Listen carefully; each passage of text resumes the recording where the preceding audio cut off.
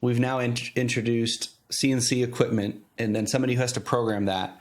And the way our industry evolved that was like, well, we've got the guy who understands how to do it without this, and he's, later in career. Now let's teach him how to use software, teach him how to use CAD and CAM. But our companies have become dependent on those people. And right. Now, and what happens is you end up in like a decade or several decade cycle of like, well, we've got it figured out because we've got Jim in the corner and he does all that and we rely on him. We don't know how he does it, but we just know we can trust him. Well, when Jim goes to retire or Jim gets poached by somebody else, that's when the problem rears its head and you realize, or when we want to sell more than what Jim can handle. Right. Then it rears its head. And so like how do we build flexible capacity into the system? And we don't, that's a hugely important conversation that we don't often get to have.